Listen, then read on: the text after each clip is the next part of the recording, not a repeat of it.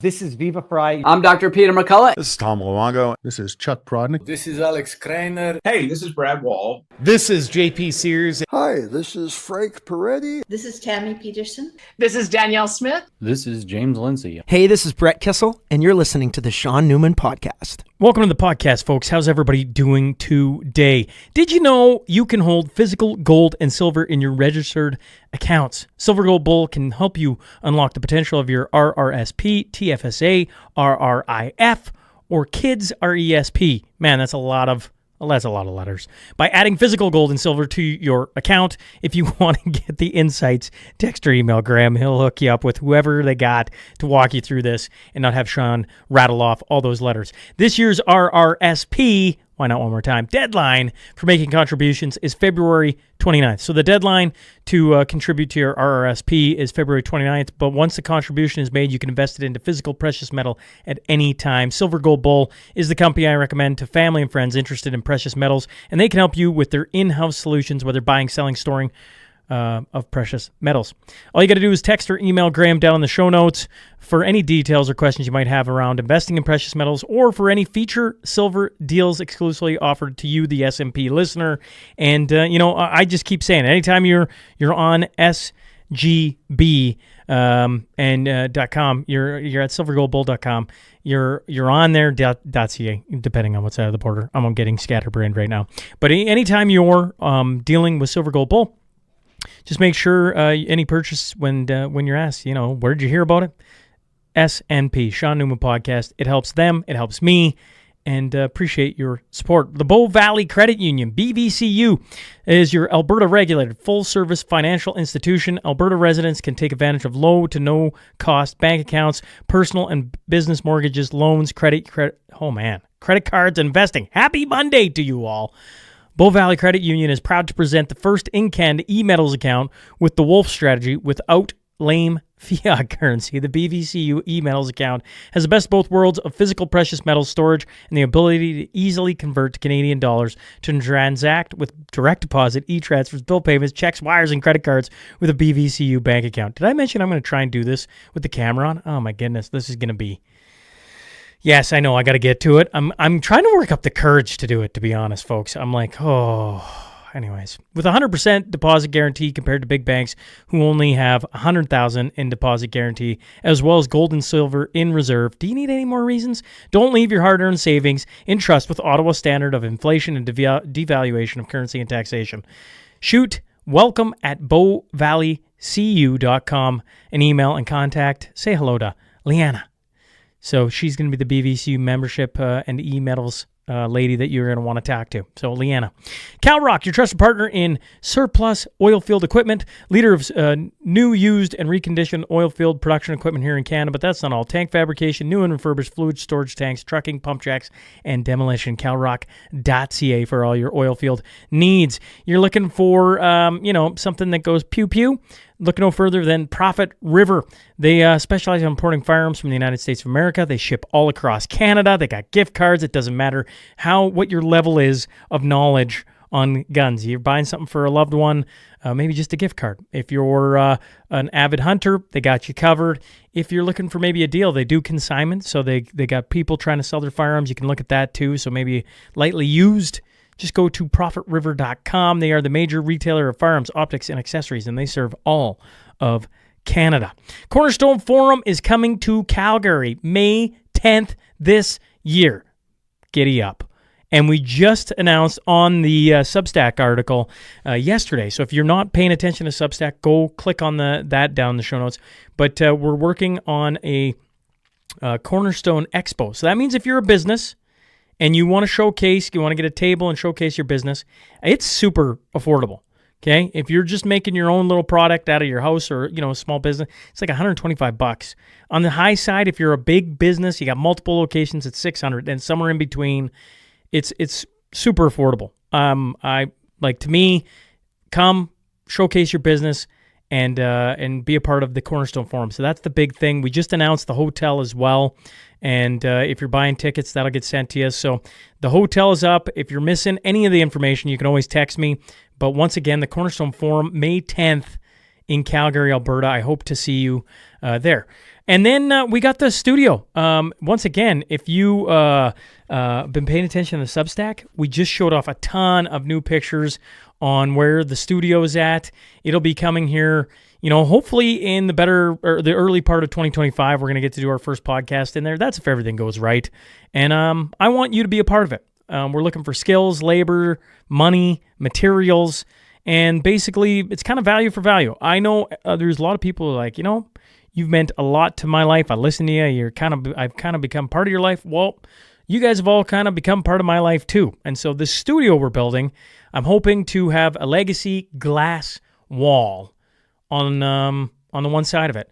And I want you to be a part of it. That can mean your name. That can mean your company. And there's lots of different ways to get in there. Some of the most recent names, Grant Milner and Kathleen Davis, Kirby Cohen, Louis Stang, Kevin Damon, Tom Eichert, Dan Ray Paving, McGowan Chartered Accountants, Crude Master, Guardian Plumbing and Heating, AMC Electrical, Noble Floor Coverings, Renegade Acres, T-Bar One Trucking, Genix.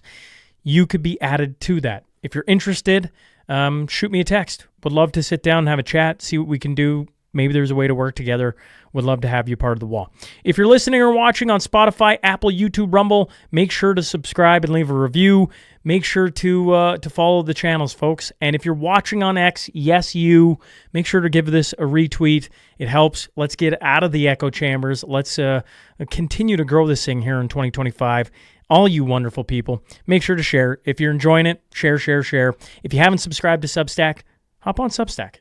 It's free, and I want to find out what on earth you guys want out of that. There's a lot of different ways. I just put it in. I'm going to talk this Substack article to death, but there's lots of different cool things we can do with Substack. And if you want to be a part of that process, hop on this last article that came out yesterday and leave a comment. Anyone can. You don't have to be a paying member. You can just be, anyone can hop on, leave a comment, start a conversation.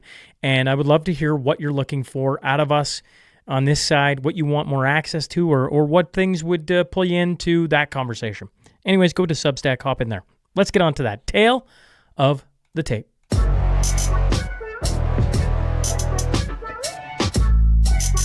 He's an author known as a document geek who spent 30 years researching the assassination of JFK. I'm talking about Larry Hancock. So buckle up. Here we go.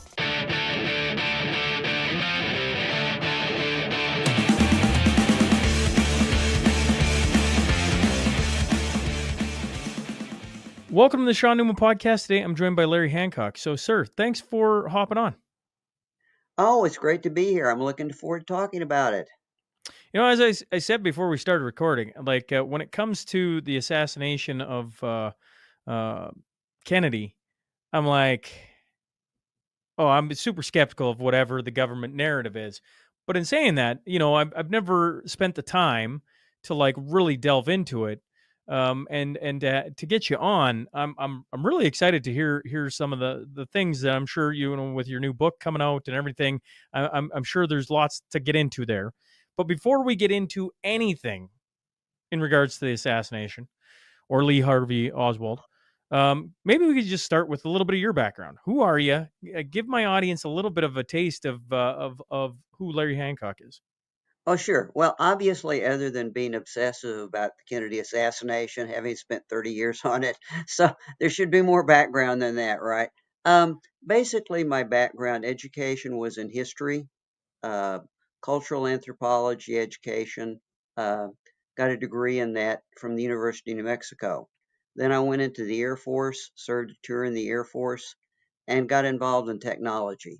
After coming out of the Air Force, I worked in corporate America in communications technology, data transmission, that sort of thing, moving on into marketing and sales from technical training, and spent a 35-year career in that. So kind of very different. Started out in history and that sort of interest, and ended up in technology and finally in marketing. After I retired, I got back into history, and I've always been interested in military history, national security issues, and the 60s. And so that I dived back into that, and clearly, having been alive at the time of the Kennedy assassination, where do you start if you're going to dive back into the 60s? So I started with the JFK assassination, and I've been working in that area, doing research in that area for like over 3 decades now. Primarily, I'm what you generally think of as a document geek. I go to the documents, I go to the CIA, the State Department, the National Archives, and like one of the key things in that is always if you're going to do history on it, you can do it like 50 years afterwards because then you can see what they were saying to themselves versus what they were saying to the public. And that's one of the real revelations in doing history and the way I like it. It's sort of like, what did it look like at the time and how does it look now when we can see behind the scenes? And so I've done that with JFK assassination. I did it with the Martin Luther King assassination and did books on that and ended up taking that same approach and writing some dozen books dealing with major events in national security, covert action, deniable warfare, and including the assassinations of the 60s. So that's kind of me. Well, one of the things that I find really interesting about what makes you you, I guess, is this document geek. I'm like, oh, you're a guy who doesn't mind the and forgive me, the boringness of reading government documents, right? Like I that's a very special individual that can sit down and read these things and find, oh wait, that sticks out. And so I guess, when I see that, I'm like, oh, this should be interesting because most people don't want to put in that type of work. They're like, I just, okay, he was killed by Oswald, and the government of it's probably a little off, but at the end of the day, they kind of just do loose ties. When I see somebody who's got document geek, I'm like, okay, where are we? Like, I don't know, I don't even know where to begin. I'm just like, okay, you go start looking in the documents because you're like, I want to understand this more, right? Like they killed a president. Well, Oswald killed the president, wherever it is. What did the documents say? Like when you first started digging into this, and then have more documents been released that have really been a revelation, I guess is probably where I'd want to start this. yeah, the documents. The bottom line is the documents tell you who's doing what at the time. You look behind the scenes at the FBI. What are they really investigating? You look behind the scenes at the Warren Commission. On your question, one of the great revelations of the last couple of decades after the JFK Act, after Oliver Stone's movie JFK, that really opened the doors to a tremendous amount of records. And the first thing it allowed us to do was to see behind the scenes to the investigations. You know, we had not seen what the Warren Commission, who investigated the Kennedy assassination, was saying it to itself. We're the internal memos. We know what their report looked like. So one of the first things you see when you start studying their internal documents is they had a problem. I mean, both the FBI and the Warren Commission had a problem that Sunday afternoon after the assassination, J. Edgar Hoover tells his chief guy at the FBI that their job immediately is to write a report saying that Lee Harvey Oswald killed the president. There was no conspiracy. He was totally involved. Solve it. Don't even solve this crime. Write about the fact that we've already solved it.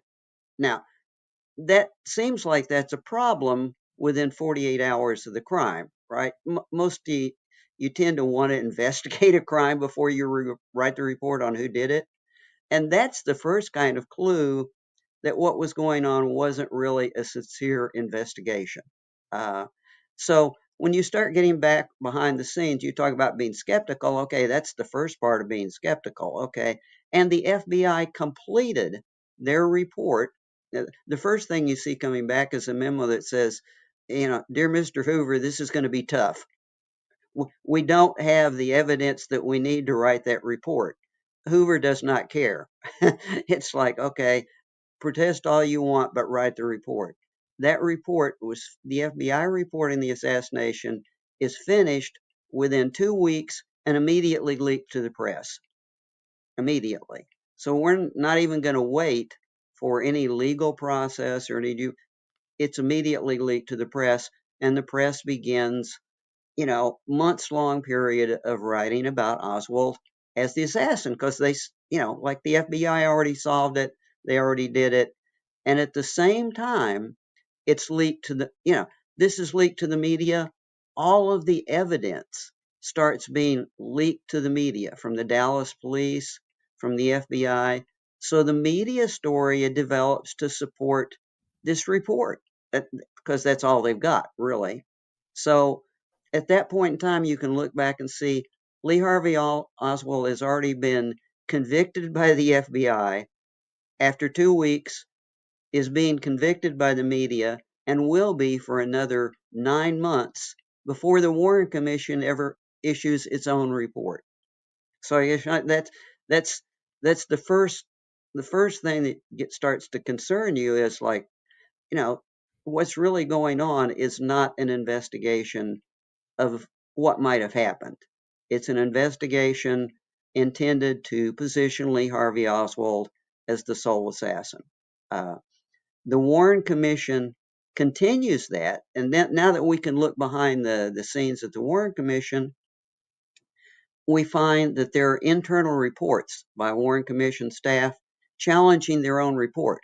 Like, one of their major staff members writes a memo on 26 different points that he wants to remove from the report because he doesn't think they can defend it. The Justice Department advisor to the Warren Commission says, you guys should not even try to deal with Lee Oswald's shooting ability and make the case from a technical standpoint and a capability standpoint that he did the shooting, because it's weak. And both of those concerns get ignored, and things just go straight ahead.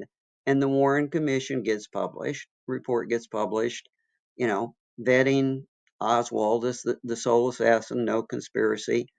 And everything that doesn't support that gets published in the general summary, like of the report. Everything else that doesn't fit gets shoved back into 26 volumes of appendices, which they don't think anybody will ever read. But as you said earlier, there are document geeks, and people did read them. And as soon as they started reading them, even without being able to see what we see now, like, you guys have got conflicting information here. How could you write this in the report and put this in the appendix? So a long-winded answer is, the first thing we see from the document releases is a lot of information telling us why we should have trust issues with the official story and the official Warren Commission report. I mean, that doesn't solve what really happens. That just tells you that you've got issues with the official story and what's going to become history. To go beyond that, to deal with what might have really happened, is another story entirely, and takes you much further into those FBI files and CIA files to explore what they either didn't investigate or investigate and didn't get into the Warren Commission report. And over the last decade or so, we've just gotten a large number of documents that allow us to do that. It requires digging. You said it. It's pure geekness, I guess, because you don't just read what's in the document. You have to understand who it's being circulated to, who originated it, who it's copied to, who knew what at what time, what the cryptonyms are for the different investigations and the code words. That's especially true for the CIA, of course, who's trying to cover everything, not from us, but from the Soviet Union, right? It's internal security. So they're hiding their own communications under crypts, who's who. A fascinating part of all of this is what we call crypt busting, because it's so confusing, even internally, that occasionally they write real names and real descriptions on the margins of their documents, and we have to take those and reverse engineer it and publish documents that say, okay, now we can understand who's doing what, because we can read their crypts and we know who was who and who's talking to who about what at a given time. That typical long-winded answer to your question. Well, it's good because I'm thinking, I'm like, okay, we are 60. I'm doing the math here. 62 years past this, 61 years and change. 60 And plus. and I go, like, one is they get to hold all the documents because when was the last dump of documents that on this assassination? There was a dump of documents last year, Okay. to some extent. We don't. There aren't that many. There aren't that many left that are redacted or released. There are a few critical ones.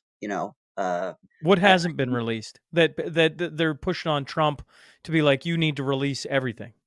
yeah, what hasn't been released primarily is stuff that the CIA declares to Trump is still an issue of national security because it names an individual who's still living, for example, and you might not want to see a communication published. That's not necessarily even American individuals. Some of those records deal with individuals overseas, Mexico. Uh, these are people that the CIA had contact with that they still feel need to be protected. A lot of people still living or with relatives in Cuba that are of interest in regard to this that they feel claim need to be protected. Um, Probably the most egregious example is something that's still being protected, and even if Trump released everything, you know, this might stand out. Is, for example, the case officer files for CIA officers who clearly knew about and probably were working operations using Lee Harvey Oswald for propaganda purposes. Uh, it's hard to think they're ever going to be released because we've been in court with those specific documents for over a decade now in front of multiple judges. And every time the CIA gets backed against the wall, they get into closed quarters with the judge and show him something, and the judge declines the request. So, to answer your question, there's a lot of stuff that we might like to get, but some of the most important stuff that we've learned about, I don't think we'll ever get because I don't think it exists anymore. We've learned about internal investigations that the CIA did of its own people and people it was using in 1963. We know the investigation we've done. We have remarks in documents from the people who did it. We know what questions they ask. We know what report was supposed to be prepared. There's no sign that that report ever entered into the system. Uh, if it concludes what I suspect it concludes, it was too hot. We absolutely know from documents that have been released that the CIA has the ability and the inclination to eliminate documents from their master files. Things that were sitting out in offices, regional offices, that in what are called soft files in somebody's drawer. If it's something that is going to have a negative impact, it never makes it into the headquarters files. Even for example, James Angleton, the head of counterintelligence, the CIA, maintained his own file that had literally tens of thousands of documents in it. And after he left, and we know that would have included Oswald documents, when he left the CIA, they parsed through it, put some of it in the files, and destroyed the rest.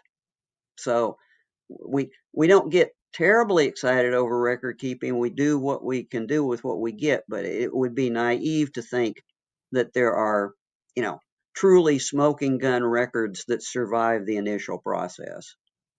When you've spent 30 years on this, correct? Is that the number you said? Yes, sir. Now and then, not full time. It's like part of that. I was still But working. Yeah, in fairness, I think about that and I'm like, think about that. 30 years staring at something, trying to piece together, deciphering the codes, understanding, as you're speaking, I'm thinking, yeah, you gotta rewind the clock. You got big bad Soviet Russians or Soviet Union, I guess. You got Cuba. You got all these different things going on over the course of 30 years. I don't know. Do you have a conclusion on the everything that went on with John F. Kennedy? Like, do you go, this is where I get to my conclusions. This is what I see, and this is what has come together over my my lifetime of work. Like, I mean, on and off, or on or off, Larry. That's most people don't do that. Fortunately, I do. It would be pretty depressing at this point in time to have done all of that and like, okay, now I wonder what any of this means, right? Okay. Um, so yeah, I do. I actually one of I write that in a book called Tipping Point.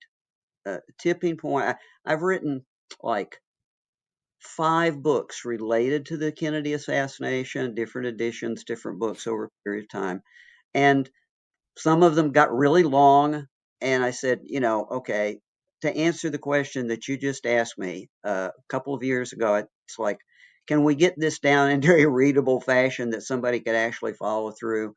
And that includes things that we've learned from people. We have interviewed people who talked to their lawyers at the time, talked to their wives, their family, who later did talk to the House Select Committee, or so we do have some insights inside the actual conspiracy, at least peripherally. So I put all of that into a book called Tipping Point, which details the how the conspiracy was incited, how it was enabled, who carried it out. And after I finished that book, after a couple of years, I went, wait a minute, I never finished anything with Oswald. You know, what about Oswald? What about the guy everybody says did it? Is it? And I decided it would only be fair to revisit Lee Harvey Oswald and really look at him from a personal standpoint and lead up to the fact of what he thought was going on the day of the assassination. Uh, because he clearly did some strange things the day of the assassination, which appear incriminating unless you understand the bigger picture. And that's the book. The Oswald Puzzle is about half 50% a biography, kind of establishing a character personality baseline for Oswald, and then the latter third of it is a scenario speculation. I always liked it's kind of like separate the fact from the speculation. Be upfront about that, of what we think was going on with Oswald the day of the assassination, which actually had nothing to do with JFK and everything to do with Cuba. Where I'm gonna so people, if they're listening and they go, okay, I want to go find a Larry Hancock book or the series of books, because one of the things that you're laying out for me, once again, I'm thinking like 30 years, folks. Like, that's like, how many people do you stumble into like that? If people wanted to buy your work, I assume Amazon, but at the same token, I better not make that silly assumption. Where can people go buy the books at? And yes, your newest one is the Oswald Puzzle.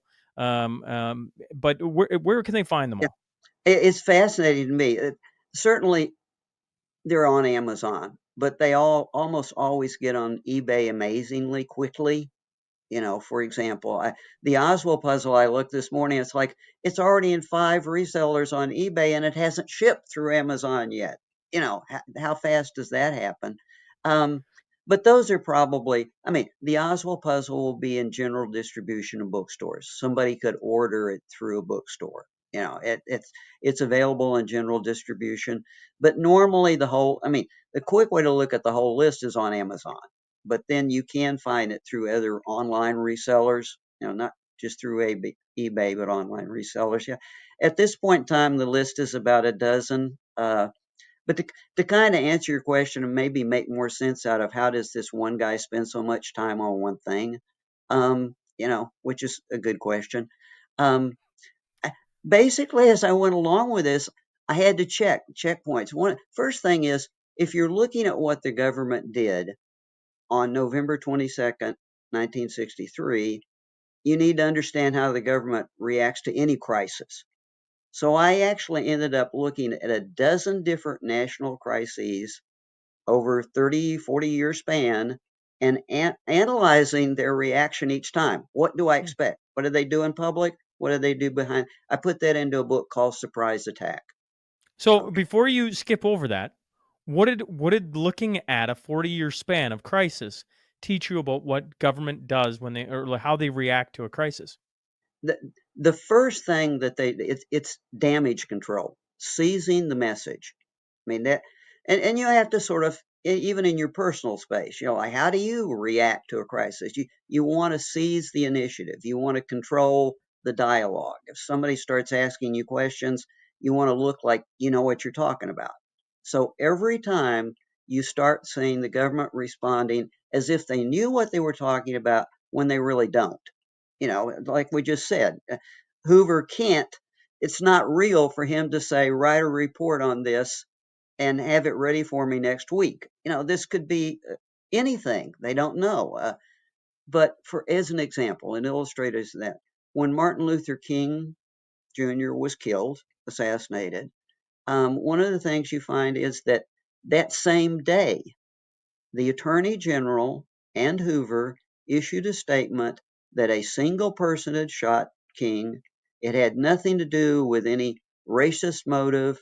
It was a pure act of, there's no conspiracy, there's nothing else going on, and they're on national television. Now, why did they do that? They want to prevent riots. I mean, they want to prevent an overreaction. Just like in 1963, we now know that Lyndon Johnson told multiple people within 48, 72 hours that he had to prevent a international crisis and a war with Russia or Cuba. That's what goes on behind the scenes. What goes on up front is be calm, we got it, and that occurs each and every time, whether that is with the Liberty in the Mediterranean when it gets attacked in the 1970s, whether it's 9/11, that the response is always the same. And in the book, you can parse it out as who's going to say what when, and then how does the eventual storyline emerge? How is it crafted? And one of the problems is when they do that and they make a statement that they know what happened too soon, what do you think happens? They have to end up defending their statement. They can't step back and say, "Oh, well, we were just, we're trying to control panic, and by the way, we learned something totally different than what we said first." That just doesn't happen. People don't do that. Why don't they? I mean, I don't know if you have an answer to that, but okay, like so you point out very clearly that you go back to the assassination. Hoover says listen, it's this guy who did it. Find me how he did it. And they go, well, that might be a little difficult. There isn't a whole lot of evidence to support that. Don't care. Do it. I mean, my tinfoil hat goes off immediately. I'm like, okay, so they're trying to cover up something.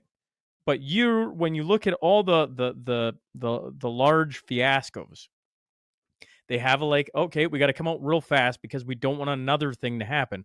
But at no point did no leader ever go, actually, upon further investigation, this is what we found. Yeah, they don't. I think maybe one to just before I answer that question or give an opinion, because I can't answer the question, you look at the Gulf of Tonkin incident. If you're my age, you remember that because that essentially kicked the Vietnam War into a new phase.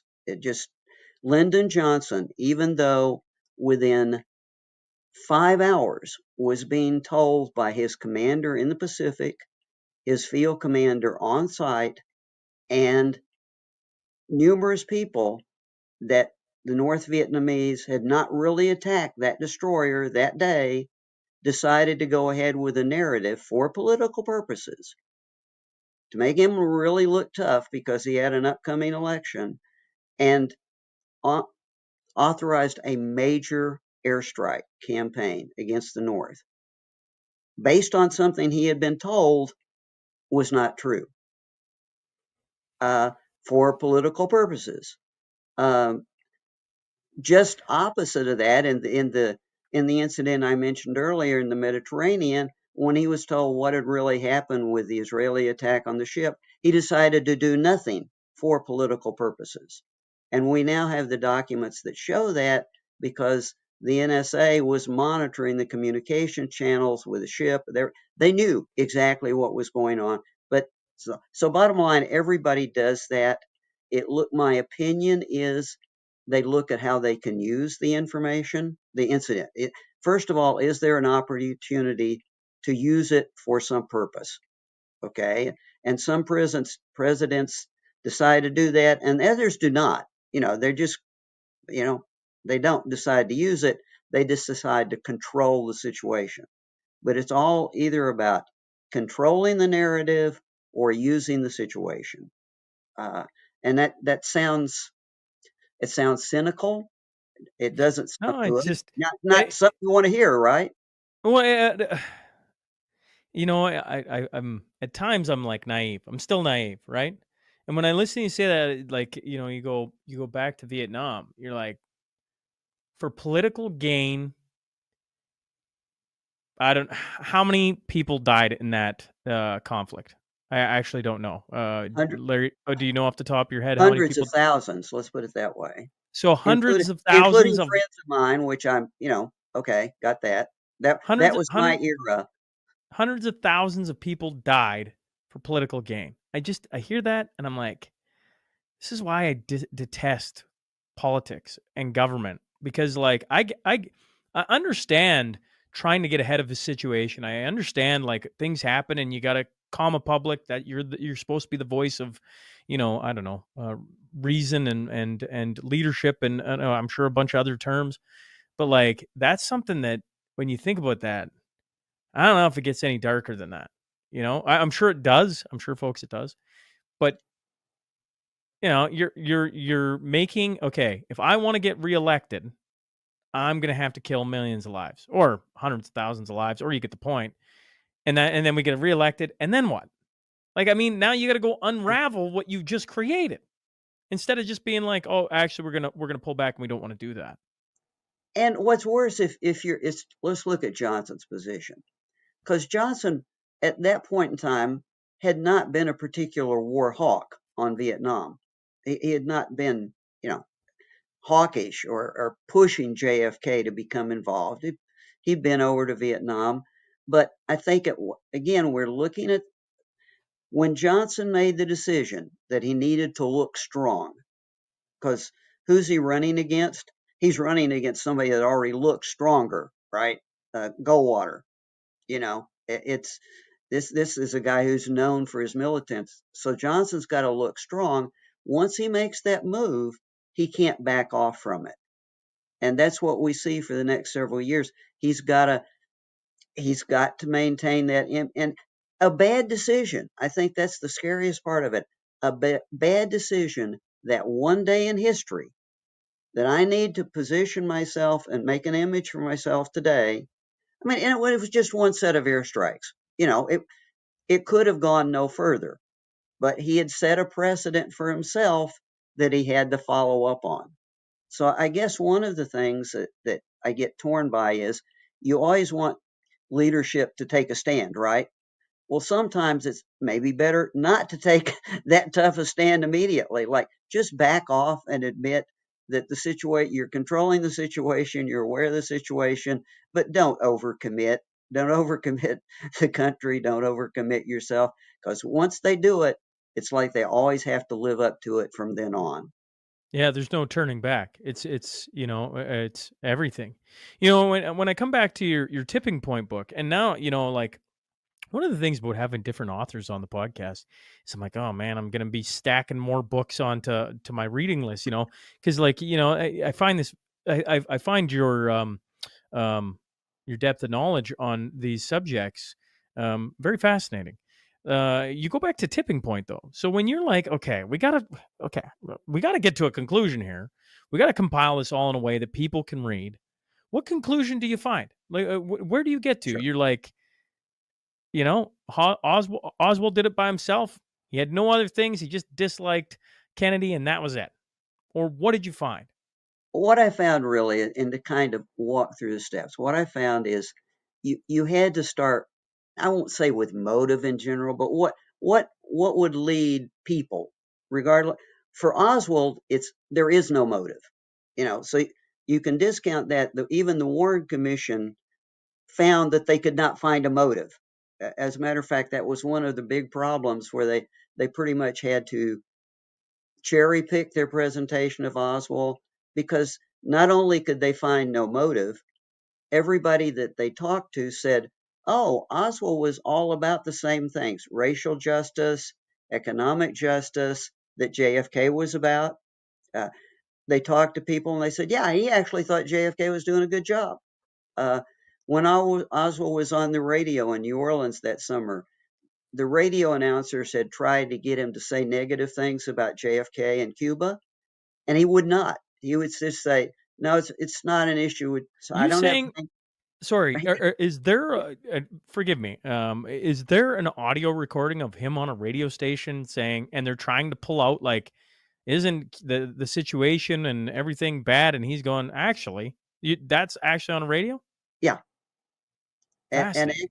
actually, those radio interviews, as part of the story, were pulled, and within weeks after the assassination, a radio was being circulated, including those interviews and a lot of other stuff about Oswald as a propaganda device, because Oswald was being presented by CIA surrogates and people they were working with as a danger of Cuban recruitment. How easily a young Marine, ex-Marine, American citizen could be recruited and totally taken off track by Cuban propaganda.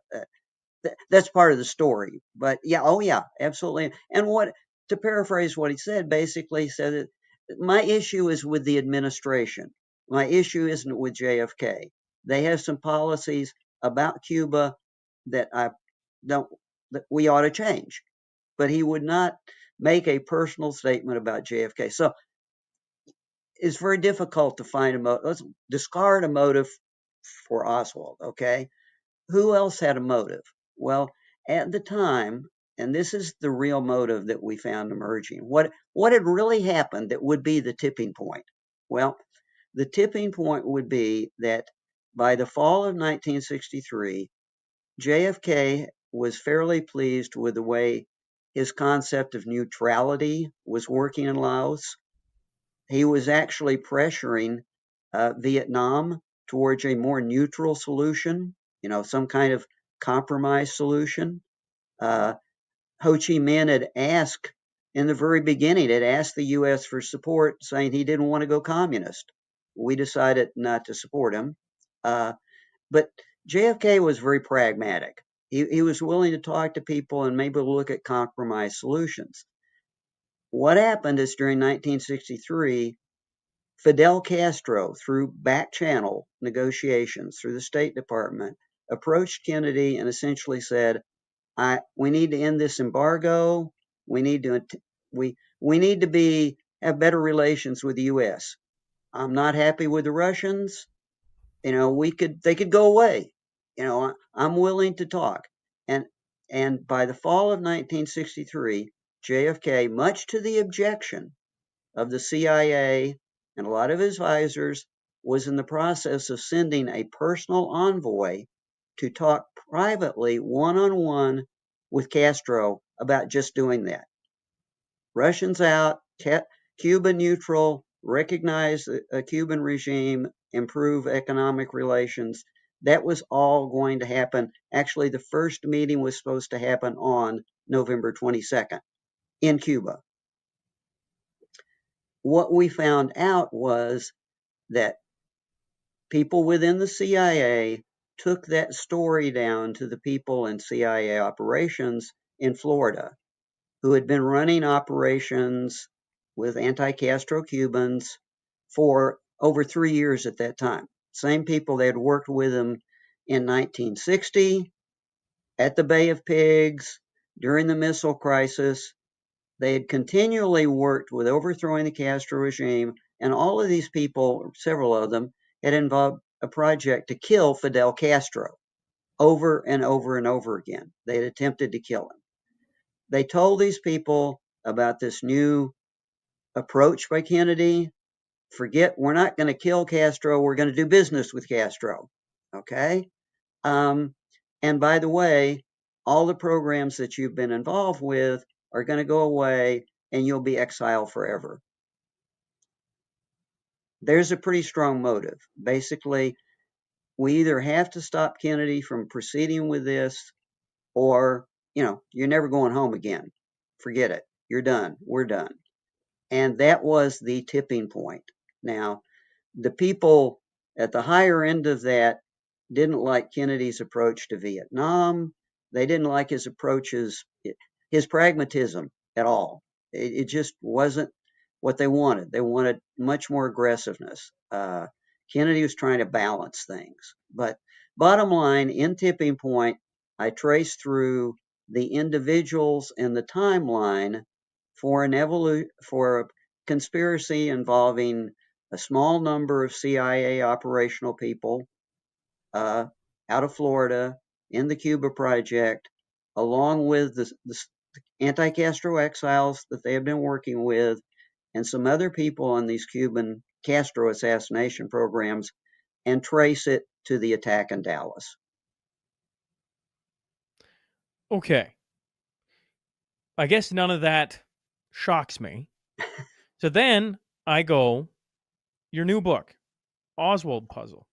Why spend an entire book on Oswald? What did they like? What, like, you think about that, folks. You get, I don't know. This is just me analyzing, I guess, from a long way away.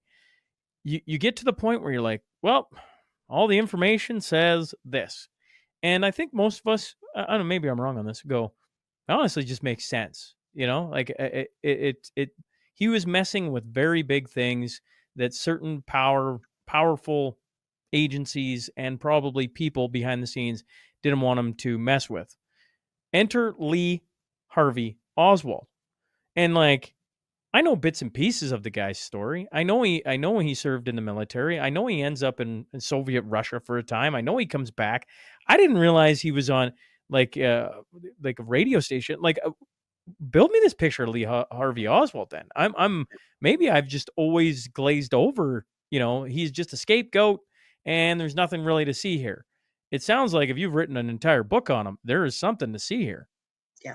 And actually, that you have kind of answered that question for me in a way, because there is something to see. Oswald was actually a rather unique individual. I mean, here is a young man who, as a teenager, was moved like 6 or 7 different times from New Orleans to New York City, back to Dallas, had a very difficult childhood, was, constantly, you can imagine what happens when a kid from New Orleans at the age of, puberty is moved from New Orleans into school in New York City. His clothes don't fit, his accent doesn't fit, nothing about him fits. Life is going to be difficult for him. Becomes a truant. Yet when the truant officer sits down with him and says, look, either you straighten up and fly right, or you're going to go into a juvenile home, period, suddenly Oswald becomes a great student. The truants, he stops, his grades go up. He tests 118 on an IQ test. This is actually a bright young man who's had some difficulties, and following him all the way through. This is a fellow who's an inveterate reader. He's not he, and we know this from his writing and his readings. I think I was shocked, so you'd be shocked to realize that by 1963 he was writing monographs about geopolitics and a compromise between capitalism and socialism, and just very activist. Yes. Are you explaining to me that he was quite astute in geopolitics and writing about it, and not only just writing about it, but writing maybe coherently to the point where you're like, actually, he's making some very valid points. Like he was sharp. Is that what you're saying to me? Absolutely. And that's not the picture we get from the Warren Commission. That's not in the picture in the history books. As an example of that, when he was in the Marines, and this is documented in multiple places, in the appendices of the Warren Commission, right? Not up front. One of his commanding officers in Japan said, this guy and this officer had graduated from an Eastern college in political science and geopolitics. And he said what was embarrassing is Oswald would try to engage me in debates and discussions about geopolitics, like in the barracks where everybody can hear, and the officer is complaining that Oswald knows as much as he does. You know, lieutenants do not like that from guys who have one stripe. It's not comfortable, And he was even in his testimony. It's kind of like, I had to admit that this is not your average Marine. He's not like his barrack. He's reading, and at that point in time, he was beginning to self-teach him Russian to himself. So why does he pick? Okay, so he goes into the U.S. military. Okay, I can see that. And then to hear off your story or to listen to your story, I'm like, okay, so he was well read.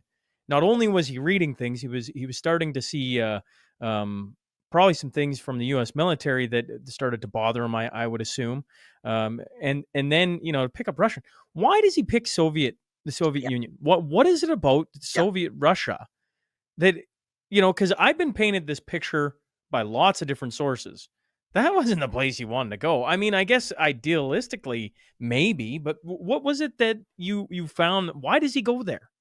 Okay, and that's easy to answer in the long picture. The kicker is with Oswald, if you have a baseline of Oswald for several years, you can kind of see what's with Oswald.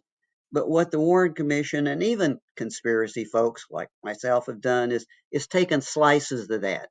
Look at them at a given point in time, make something out of it.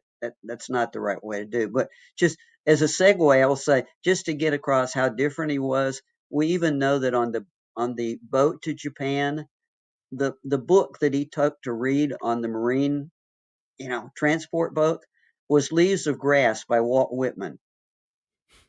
Now, I got to tell you, there are very few Marines on that ship who were reading something like Leaves of Grass by Walt Whitman, even though there's sex in it, okay? No, that's not what they're doing. So he is very different. At the age, as a teenager, before he went in the Marines, when he was still living in Dallas, as an example, he wrote a letter to the American Young Socialist Federation saying that he had been reading about socialism. He was very upset by all the difficulties his mother had in getting very menial jobs, and economic justice was important to him.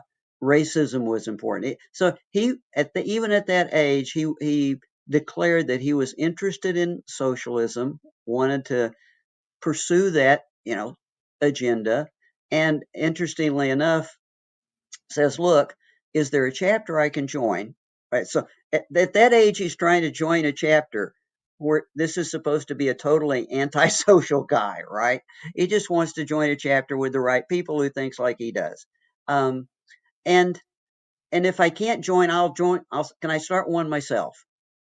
So he's not a passive individual. When he gets to Japan, two big things happen to him.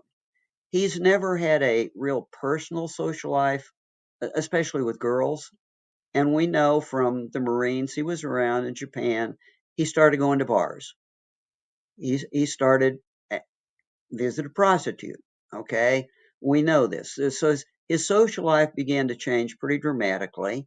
But in visiting the bars, and he writes this himself, the people that he most liked to talk to, other than girls, okay, and even maybe some of the girls, were the students in Japan who were in the bars because they were socialists. They were thinking the same things that he was thinking. They didn't like government dictatorship. They didn't like the post MacArthur, Japanese government. There was common influence. There were communist cells, and they were being influenced by Soviet communism. And so what they would talk to him about is how things could be better if we did things like they did it. And he got very interested in Russia and reading about and Oswald, naive in some ways, very literate and enlightened in other ways, he always wanted to see for himself.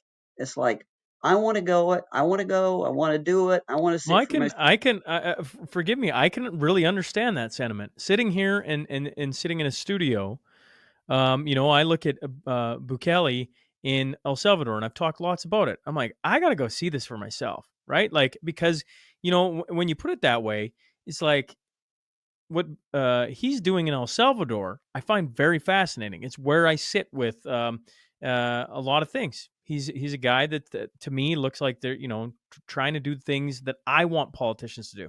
So I think what I'm grasping here is, in my mind, or the way stories go, they just paint this picture of like you can't move anywhere without anyone knowing. But he goes to Japan, gets into bars, he meets a couple women, he starts free thinking, goes and talks to some college kids because why, they're around his age, and the ideas are the same. They have the same thoughts, and he goes, Soviet Union has these ideas.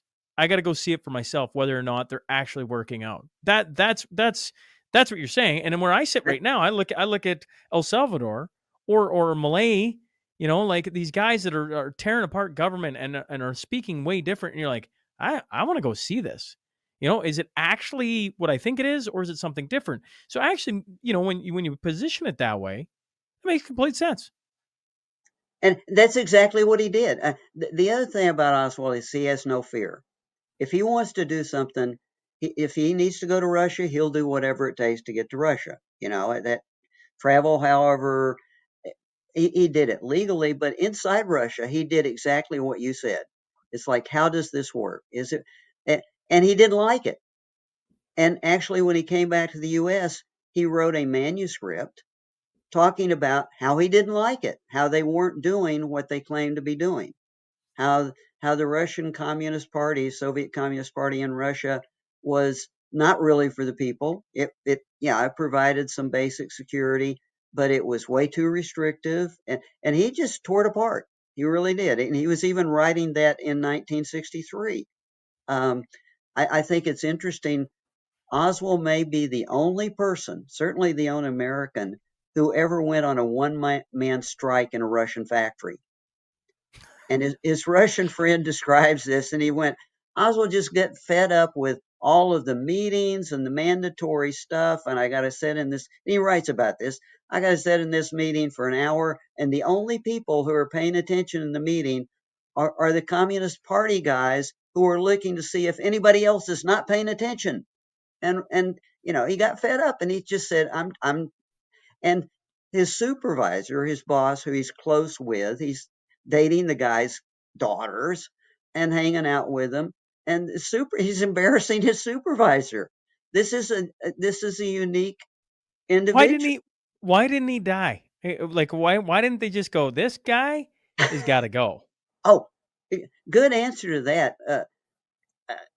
Ernst Titovitz, who was very close to Oswald when he was in Russia, actually went to the trouble, decades later, of collecting the Russian side of the documents of the Oswald story. They were afraid of being embarrassed by Oswald when he showed up in Russia. He's an American. He wasn't invited. The first thing that happens is he says, "Well, I want to stay. I could even become a Russian citizen." They said, "No, we don't want you.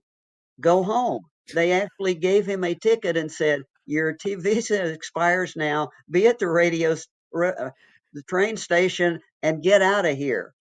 Oswald, being Oswald, is not going to take that easy. He actually, and this is kind of bogus in a way, but he could be a drama queen. He actually, as his tourist guide is coming to pick him up to take him to the train station, he gets in and slits his wrist, just enough to get the water bloody and get into a hospital. So what's the Russian government going to do?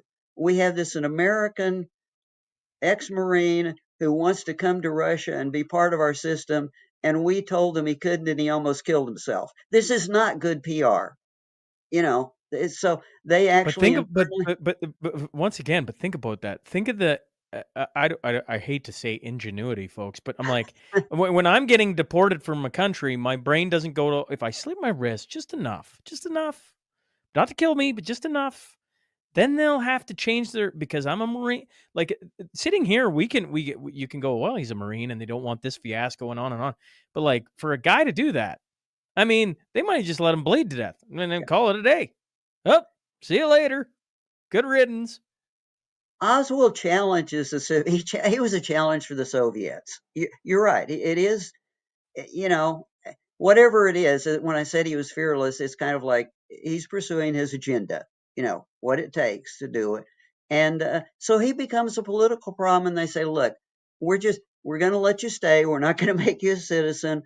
We're going to send you to Minsk, and we're going to put you in a factory. And Oswald, who thought he might get to be a college student in Russia, goes into a factory job and learns to hate it. Uh, Starts dating girls again because he has his own apartment, and he's the only guy in Minsk who has his own apartment, and this is pretty attractive. Proposes to one girl, she turns him down. Proposes to another girl, she accepts because she thinks it's going to be kind of glamorous to be married to an American who, even in Russia, has relatively lots of money in his own apartment. Anyway, long story short, but your basic question on how he ended up in Russia to find out how it was. He How it was was. unhappy with it, and eventually, for over a year, had to pester the State Department, like, and they had to let him come back because he was there legally. It's kind of like he always does these things, like kind of to be a pest. If you could put it in today's terms, and I know that's really, really difficult, Larry. Like, but I'm like, okay, I actually get why he went. I like that makes sense to me. But in today's terms, would you say? Because one of the things I didn't realize this radio station interview and them scrubbing that, like the scrubbing part, I'm like, oh, that makes complete sense. What I didn't fully understand, and maybe this is just showing how green I am to the entire thing, and I'm fine with it. Folks, I'm the dummy here learning about JFK. Uh, if you were to put it into today's standards, today's terms, if you would, are you saying like, or would you put it more to Lee Harvey Oswald was closer to like, a social media influencer, right? He was going around and he was making a noise and he had a bit of a following, and that's why he was on the radio stations, and that's why he went to Russia, and he had this background. He was a military guy, which is always prominent. Even look at our society today. If you served any form of military, that all of a sudden puts you a little rank higher of what's going on in the world. And then he's gone to Russia, so he's a little more well traveled. But he's getting invited on the radio stations because he's a bit of an influence. He's got this influence on this cultural topic. Is that what he is? You absolutely, absolutely, he is that, and he said that himself.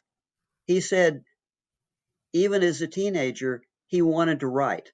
When he's going to Russia, in his manuscript, he says, "I'm doing this because I wanted to write about American culture, but understand it in part of the bigger picture." He wanted to be an influencer. He wanted to be an author. He wanted to write constantly. We see him saying he wanted to write, and he did write, and he wrote to publications. By 1963, he was writing to publications, uh, socialist publications, for example, Socialist Workers' Party publication. We have the in that spring we have, and it's almost certain to be Oswald, a letter to the editor published that's totally in line with what he's writing in his own views of the world and what should be. And it's A View from Dallas. The title of the letter to the thing is A View from Dallas, and it's signed L.H. We're pretty sure that's Lee Harvey Oswald. And he's, because we know he's corresponding with lots of people trying to get his views out there. Heard. So yeah, Yes. I totally agree. That's a great characterization, and he would have wanted that. He Well, wanted to. I just think of today's age. Like, there's never been an easier way to get your voice heard through social media. And I'm just trying. It's probably a terrible thing to try and bring those times to today. But I'm like, when looking into the past, I just feel like it's so foreign to me at times. Of like, how can I possibly relate to this? And I have this view of what went on, probably through pop culture, movies, interviews, on and on and on. And as you're talking, I'm like, oh my God, this guy, if he was on the radio, he wasn't just some guy they handpicked out of the middle of nowhere. I just interviewed a guy who went to jail for January 6th. And, like, overall, he's a family man. I wouldn't say that he's not a military guy or any of that, but he ended up going. But what did he have a bit of? A social media following. Well, that's interesting. So when you look at this, and the more you talk about it, I'm like, huh. When did the CIA or government or whatever agency you want start following what Lee Harvey Oswald was doing? Well, that's a great segue because they started following what he was doing when he became visible in the And media. when did he become visible? The summer of 1963 You're in saying to me, just in New before we go Orleans. any further on that, Hmm. Lee Harvey Oswald goes and does all these things, military, Japan, Russia, and you dig all the way into his life. There's nothing that would suggest the CIA or any other three-letter agency was corresponding with him, following his works, anything like that. Following him, yes, not corresponding. Two things that he was very much on their radar. Obviously, when he went to Russia, the State Department informed the CIA and the FBI and everybody else. And without going down the rabbit hole, about a year later, James Angleton's CIA counterintelligence group opens a file on Oswald. And there's a long story there that says that they might have been using Oswald and information about Oswald to track who had information about him at what time and maybe look for leaks within the CIA. So I would say he was of interest to the CIA even when he was in Russia. But that's, they didn't, when he came back to the US, the FBI interviewed him, of course, and the CIA actually had one of their domestic contacts assets, basically, a guy who, within the Russian community, expat community in Fort Worth, they had him contact Oswald, visit him, kind of report back, and you know, so it's not that he was totally off the radar, but they were monitoring. Everybody was just kind of watching him. The FBI is he going to make contact with communists in the U.S.? They looked at that and they found that he was not, so they didn't put him on a watch list. However, all that changed in late spring and summer of 1963 when Oswald, who had become very dissatisfied with the Russian system of socialism, if you will, began to look towards Cuba because he was always, as he told friends, it's like, I want to find something. I may never find it, but I'm looking for this. And he started seeing the Cuban Revolution and Cuban socialism as maybe what he was looking for. And he became very focused on Cuba. He reached out and wrote to and joined the Fair Play for Cuba Committee, which was the FBI classified as a subversive group. They had their offices. They they intercepted their mail. They bugged their office. So as soon as he writes to them, he goes back on the FBI watch list. And of course, they copy the CIA. And by the time Oswald gets to New Orleans and decides that he's actually going to become a street activist, leafleting, he has goes on the street, passes out leaflets in support of Cuba. He gets he actually it looks like he may have scheduled it himself, TV coverage, because they come down and do TV of his street leafleting. He goes on radio. In New Orleans. He's on TV, radio, in the media, news coverage of here's a Castro supporter in the United States, and that gets a lot of attention, right? You're supporting a communist regime that where, it's illegal to even travel there. So he gets a lot of media attention. And the interesting thing is he gets into a street confrontation with some anti-Castro Cubans who he tried to contact earlier and tell them he was really anti-Castro, but they didn't buy it. So he gets into confrontation. He gets arrested, goes into jail, get more news from that. Okay. And at that point in time, in the court appearance where he's charged with street, public disorder, there are two FBI informants who are also CIA informants in the court hearing. And one of the guys' brother is a senior counterintelligence officer at the JM Station in Miami. Beginning in New Orleans, the CIA is all around Oswald, and actually at that point in time gives instructions, or it's the student group who's been in contact with Oswald and who challenged his leafleting, uh, gets the propaganda assignment of making Oswald a propaganda crusade. So by August, we see this group writing to Congress about Oswald, sending out letters to other groups about this naive young American Marine who's been turned by the communists. So to answer your question, before he ever gets to Dallas, he has become operationally important to the CIA for propaganda purposes, and that's why these recordings are made, and not only made in New Orleans, but all compiled onto a record, a propaganda record about Lee Oswald and of how dangerous Castro is.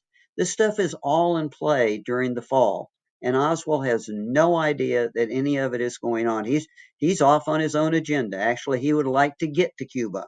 His wife says by that point in time, his main goal was to actually go to Cuba, and if he get to Cuba, she would go ahead and follow him. But he's changed his focus from how they do it in Russia to maybe they do it right in Cuba.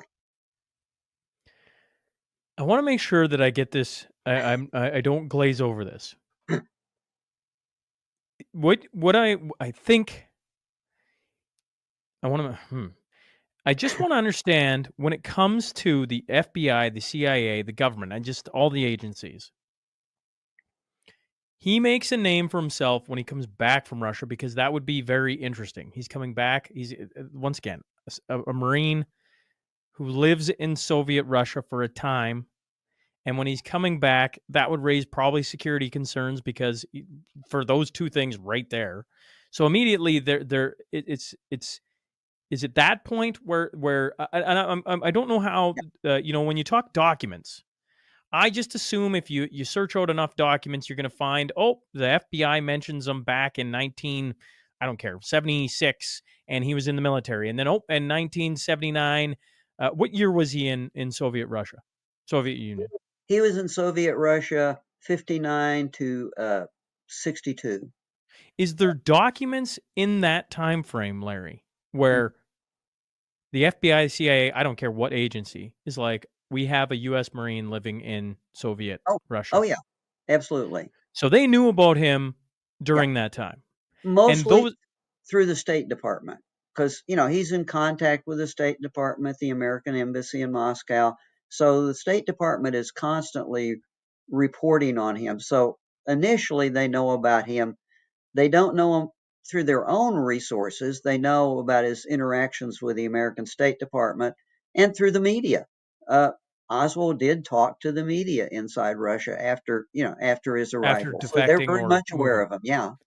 So when is the first document that raises your eyebrow? They're like, they started paying attention to Lee Harvey Oswald on this day of this year. Just even in not like, obviously not like, he changed his whatever a mailing address. Just like it raises your eyebrows of like, there's a memo referencing Lee Harvey Oswald. The first document is a 201 file. It's a personality file that was opened within CIA counterintelligence, but it was opened a year after he got there. Okay, not 1960. Not immediately. I can't give you the exact date. No, let's say it's 59. It's opened after he gets there, so it's not immediate. They're getting documents from other people but they don't open their own personality file, which is kind of elevates. This is someone we're interested in. We want to collect information ourselves on him at the beginning. And that the interesting thing about that file is what you then see is information that starts coming back on Lee Harvey Oswald to CIA counterintelligence. You would think that it would be copied to the CIA Soviet Russia division, because they're the ones that really, would be interested in what he was doing in Russia. It's not. That information at that point in time is compartmentalized within counterintelligence, which suggests to us that Angleton's group in counterintelligence has some agenda that they may be thinking about using information about Oswald for. Uh, so they're going to keep it tightly controlled. And this goes all the way up to the assassination and the post assassination. One of the things that clouds all of this, and I apologize, anybody's listening to me on this, their eyes should start to glaze over. I mean, it's I because disagree, but hey, that's me. That's they start compartmentalizing. We know that even as late as the fall of 1963, we have concrete evidence from their own documents that different groups within the agency are withholding information about Oswald from each other. And when somebody in Mexico City asked, send me current information, a current photo, I need this right now because he's in Mexico City, they don't do it. They send them information that says, oh, he's in Russia and he might come back. No, he's been back for a year. You guys know he's back. This guy in Miami that I was talking about, his brother was in a conflict. They compartmentalize that information, and the only reason to do that is that by that time he has become of operational interest. Because if nothing else, they're starting this propaganda campaign. But when they do those things, they keep it within the group. They don't share it with everybody. That's one of our keys always is tracking even internally who knows what about Oswald at a given time. And they start confusing themselves. And if you think they confuse themselves after the assassination, that confuses everybody because clearly they are even lying to themselves. And that's one of the reasons the book is as long as it is we try to explore how they were doing that, why they were doing that, and it's the sort of thing that drives you nuts. But okay. I know I'm jumping around on the audience, and forgive me. This is once again you're dealing with Shaun's brain, and so I go, okay. They start having internal memos, opening up a profile on him, 59 roughly, and I mean, we can take that for as light or as serious as it is, but he starts to really gain fame when he comes back to the United States and then starts to talk openly about Cuba being, I want to go there. And you just got to think about the height of tension at that time. That would be an odd thing for an American military guy to be saying. So all of a sudden, it gets escalated.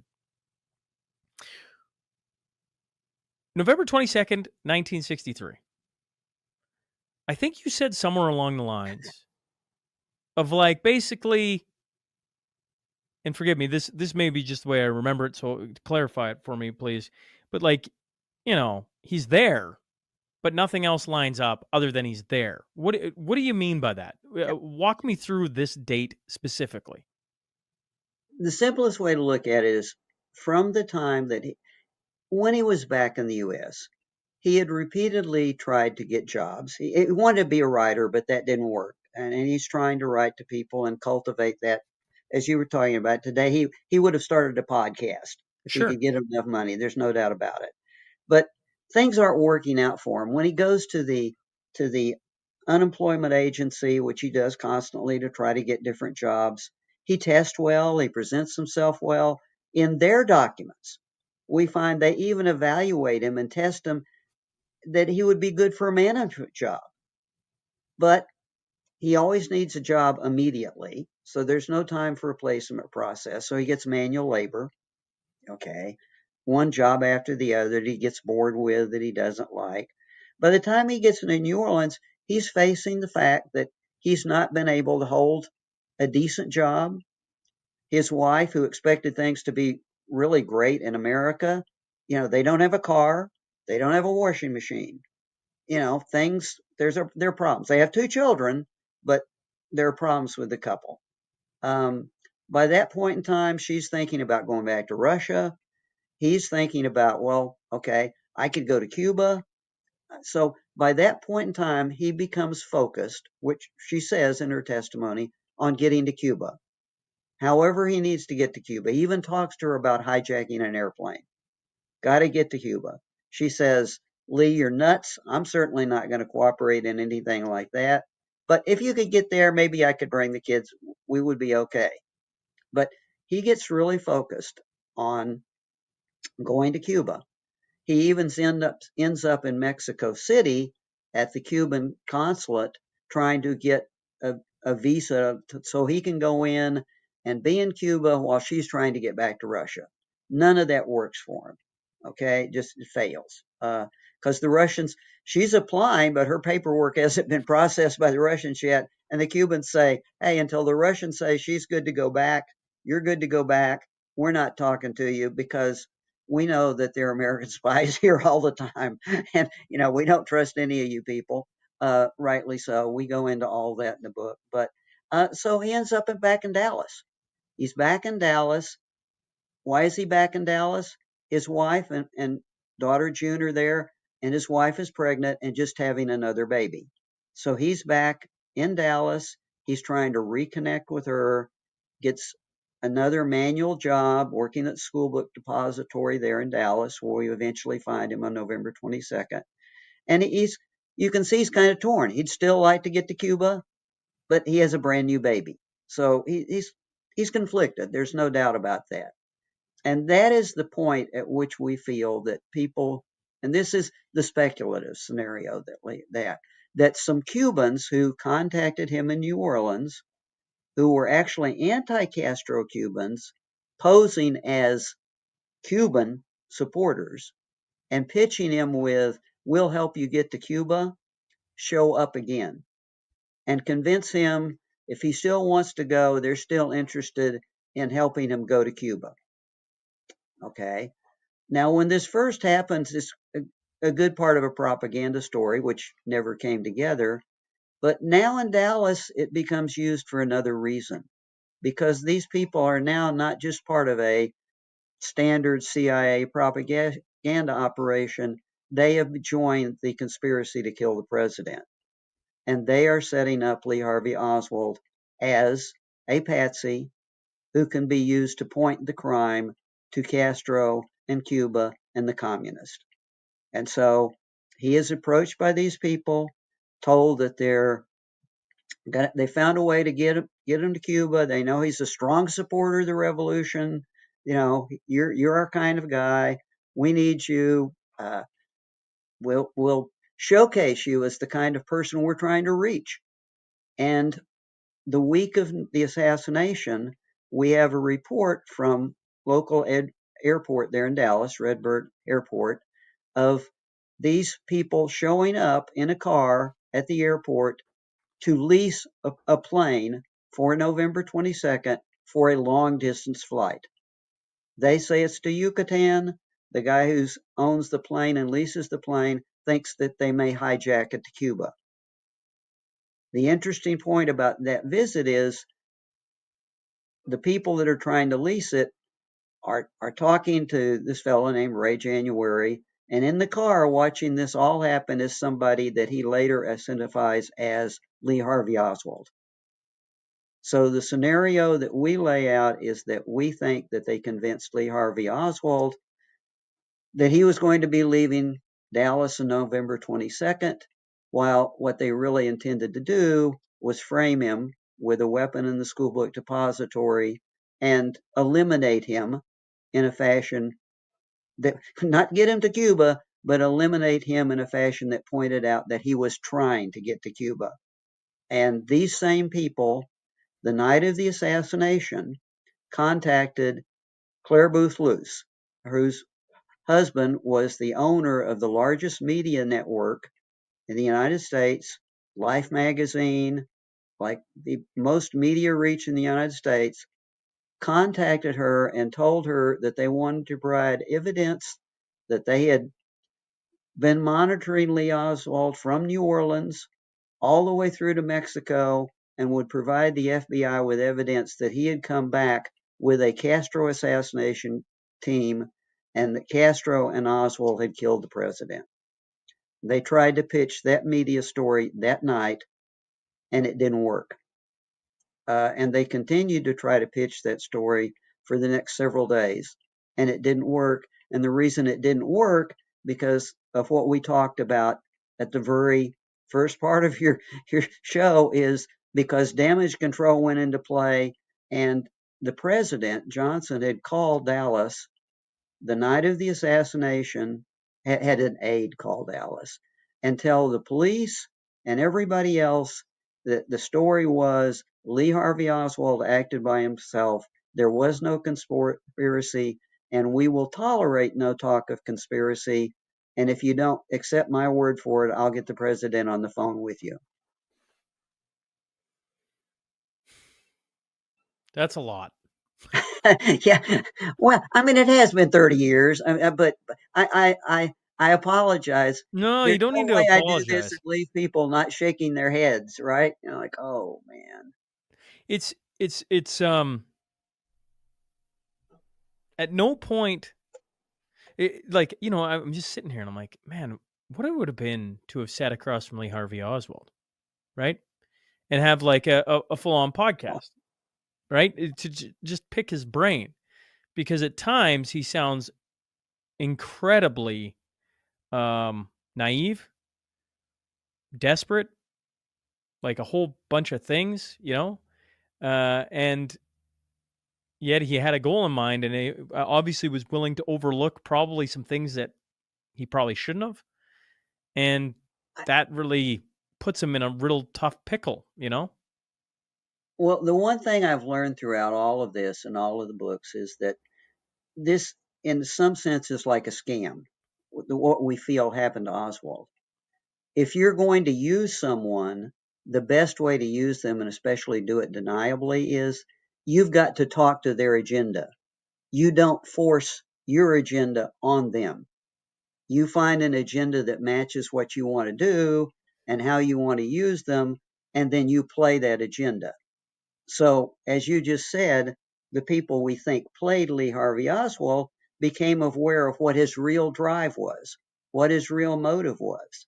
And once they started speaking to that, he sort of became stupid. It's like at any thing. other I time, yeah, I he's need you to say. I can we talk? We need to talk about that for a second, because like in the last couple of years, there's been a rise of the podcasting world. You look at I don't know, just look how the media landscape has really changed. And if you want to get someone to turn their brain off, what you're saying is you talk to how they believe and how they think, which, think about today's world, and probably back then too. Wouldn't have been that hard with Lee Harvey Oswald. He was writing. He was on. He was willing to talk to anyone, by the sounds of it. And so by doing that, you could, I don't know, is parrot the right thought of what he was saying back to him, and immediately he would think you're one of them and welcome you in, and his brain goes off because he's around friends now, and away we go. And if you do that to today's world, Larry, that's a very that's unnerving thought. that it's scary. It is, and actually, we know exactly what you described is true. Lee Harvey Oswald is intelligent. He's a born skeptic. He, he's critical of everything. He's in talking to one of his both his best friends, but even back in Dallas, he tells an older friend of his who kind of likes Oswald because Oswald is more progressive than this guy's own son. And he says this in writing. It's kind of like, it was easier for me to talk to Lee than my own son because my own son is too opinionated. And, and in talking with Oswald even said to him, he said something like, you know, I'm never going to find what I'm looking for. And I understand that, but that doesn't mean I won't keep looking for it. So he understands kind of his own problem. Yet when people, and he will be great friends with anybody who is in sync with him. If you talk his talk, you're great, and people love him. If you don't, he's the worst asshole in the world. I mean that's it. I've known these people. You probably know these people. But that's the way to get to them. The way to get to them, and I've seen in CIA operations over and over again, you get to somebody by telling them what they want to hear. And that's why they're called surrogates. They're doing what they want to do, and you find the right people that fit your agenda. And we think that's what happened with Oswald. And as you said, it's like his brain turned off. He did things that I would have expected the normal Oswald to go, what? Yeah, this makes no sense. What are you selling me? But he didn't. They were they had indeed turned his brain off.